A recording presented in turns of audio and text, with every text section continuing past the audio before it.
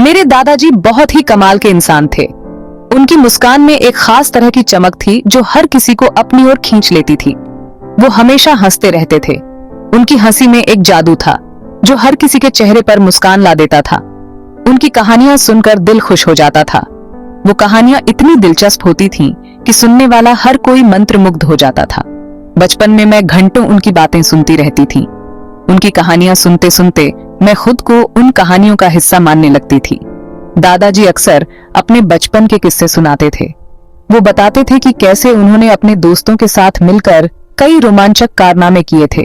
वो बताते थे कि कैसे वो जंगलों में घूमते थे और नदियों में तैरते थे। उनकी कहानियों में हमेशा एक नया रोमांच होता था। एक दिन दादाजी ने हमें एक राज की बात बताई। वो राज सुनकर हम सब हैरान रह गए। उन्होंने कहा कि उनके पास एक खजाने का नक्शा है। वो नक्शा बहुत पुराना और रहस्यमयी था। यह नक्शा उन्हें उनके दादाजी से मिला था। यह नक्शा पीढ़ी दर पीढ़ी हमारे परिवार में चला आ रहा था। दादाजी ने बताया कि यह खजाना बहुत दूर एक सीक्रेट जगह पर छुपा है। उस जगह का नाम सुनकर हम सब रोमांचित हो गए। उन्होंने यह भी बताया कि इस खजाने को पाने के लिए बहुत हिम्मत और दिमाग की जरूरत होगी। यह सुनकर हम सबके मन में एक नया जोश आ गया। दादाजी की बातें सुनकर मुझे ऐसा लगा जैसे मैं कोई फिल्म देख रही हूँ। उनकी कहानियां इतनी जीवंत होती थीं कि मैं खुद को उन कहानियों का हिस्सा मानने लगती थी। लेकिन कुछ समय बाद दादाजी हमें छोड़ चले गए। उनका जाना हमारे लिए एक बहुत बड़ा सदमा था। उनका जाना हमारे लिए बहुत दुख की बात थी। हम सबने उन्हें बहुत याद किया और उनकी कमी हमेशा महसूस की। दादाजी के जाने के बाद हम सब बहुत उदास रहने लगे। उनकी हंसी और कहानियों की कमी हमें हर पल खलती थी। घर में पहले जैसा माहौल नहीं रहा। उनकी यादें हमारे दिलों में हमेशा जिंदा रहेंगी और हमें प्रेरित करती रहेंगी। दादाजी के जाने के कुछ हफ्ते बाद हमें एक लेटर मिला। ये लेटर बहुत पुरानी और जर्जर हालत में थी, जैसे कि इसे सालों से संभाल कर रखा गया हो। ये लेटर दादाजी ने ही लिखी थी। उनकी लिखावट को पहचानना मुश्किल नहीं था। हर शब्द में उनकी यादें बसी हुई थीं। उन्होंने हमें बताया था कि अगर कभी मुश्किल समय आए तो इस लेटर को खोलना। यह चिट्ठी हमारे लिए एक मार्गदर्शक की तरह थी। लेटर में दादाजी ने फिर से खजाने का जिक्र किया था। यह खजाना हमारे परिवार की धरोहर थी, जिसे उन्होंने बड़े जतन से छुपा कर रखा था। उन्होंने लिखा था कि यह खजाना सिर्फ सोना चांदी नहीं है, इसमें हमारे परिवार की अनमोल धरोहरें और यादें भी शामिल हैं। इस खजाने में हमारे परिवार के हिस्ट्री के कई सीक्रेट्स छुपे हैं। दादी ने हमें यह भी बताया कि इन धरोहरों में हमारे पूर्वजों की कहानियां और उनके संघर्ष भी शामिल हैं।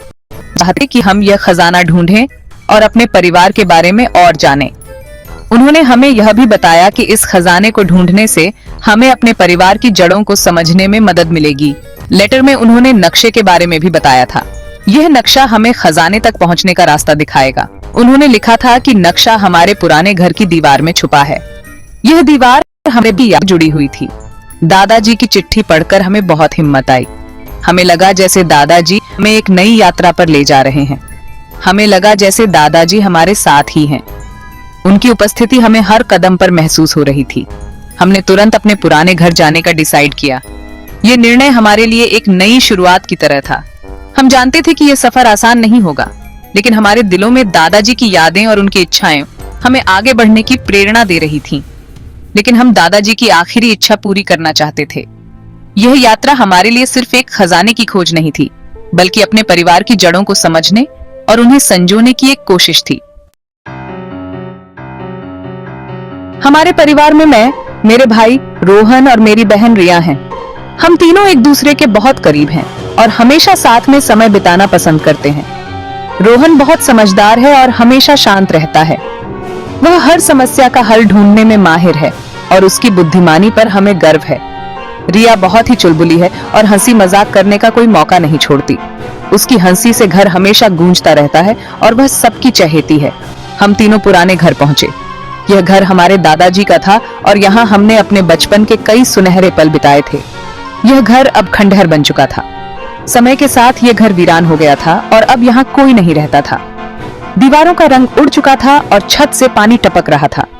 हर कोने में धूल और जाले थे, लेकिन यह जगह हमारे लिए खास थी।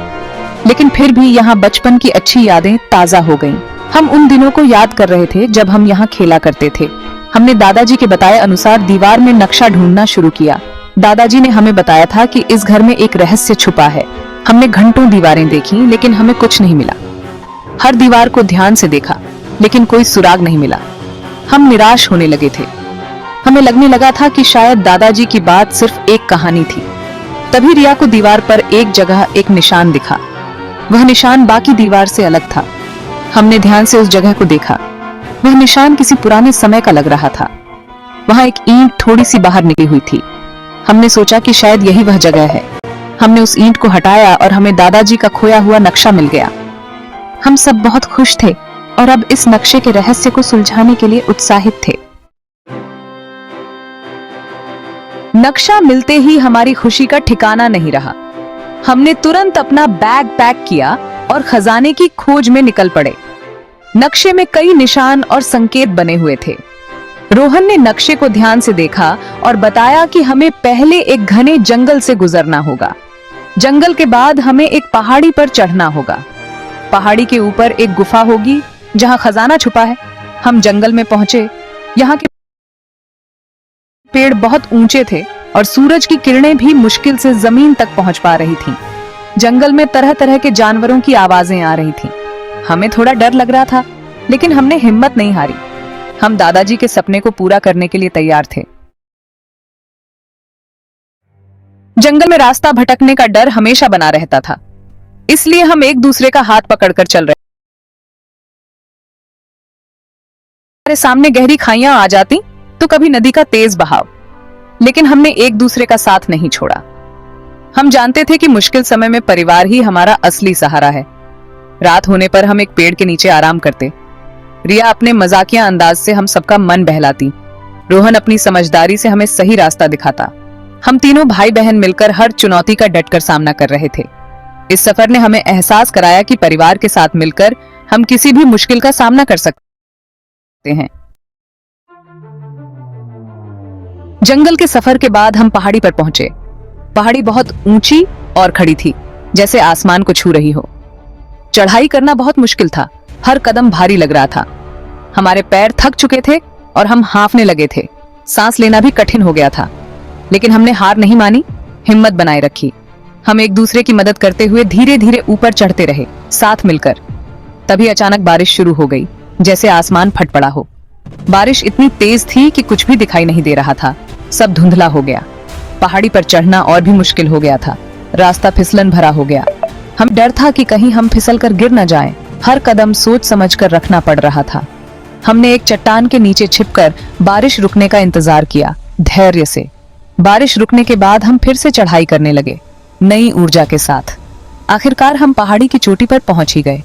जीत का एहसास हुआ। पहाड़ी की चोटी पर एक पुरानी गुफा थी। नक्शे के अनुसार यहीं पर खजाना छुपा था। हम गुफा के अंदर दाखिल हुए। गुफा अंधेरी और डरावनी थी। हमें हर तरफ सिर्फ अंधेरा ही अंधेरा दिखाई दे रहा था। हमने अपनी टॉर्च जलाई। टॉर्च की रोशनी में हमने देखा कि गुफा के बीचों बीच एक संदूक रखा है। यह संदूक बहुत पुराना था और उस पर नक्काशी की हुई थी। हम समझ गए कि यही वो खजाना है जिसकी तलाश में हम इतनी दूर आए हैं। हमने कांपते हाथों से संदूक को खोला। संदूक खोलते ही हमारे चेहरे खिल उठे।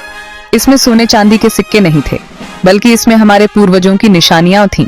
हमें पुराने जमाने के कपड़े, बर्तन, हथियार और कुछ डॉक्यूमेंट्स मिले। इन डॉक्यूमेंट्स में हमारे परिवार के इतिहास के बारे में बहुत सी बातें लिखी थीं।